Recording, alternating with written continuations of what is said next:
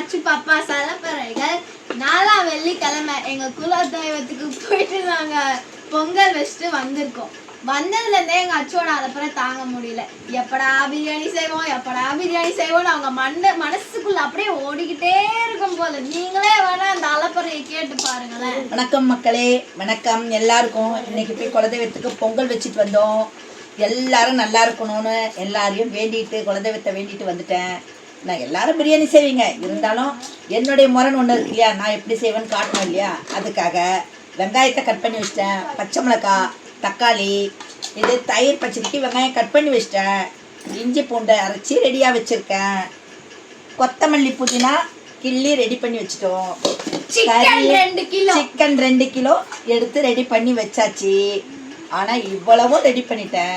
எனக்கு பிரியாணி செய்ய தெரியாது. எனக்கு உண்மையிலே பிரியாணி செய்ய தெரியாது. என் மருமக தான் செய்ய போறாங்க. என் மருமகளை பாருங்க எல்லாரும். நல்லா செய்வா, சூப்பரா சமைப்பா. எல்லாரும் ரொம்ப வணக்கம். அதே மாதிரி லைக் சப்ஸ்கிரைப் பண்ண மறந்துடாதீங்க. உங்களுக்கு தெரிஞ்ச பிரியாணி டிப்ஸும் நீங்க சொல்லுங்க. நெக்ஸ்ட் டைம் நாங்க பிரியாணி செய்யும் போது நாங்க உங்களோட டிப்ஸையும் சேர்த்து யூஸ் பண்ணுவோம் கண்டிப்பா. அதனால பை गाइस. எல்லாருக்கும் பிடிக்கும்னு நினைக்கிறேன். லைக் பண்ணுங்க, ஷேர் பண்ணுங்க, கமெண்ட் பண்ணுங்க. அதே மாதிரி மறக்காம சப்ஸ்கிரைப் பண்ணுங்க. பை மக்களே.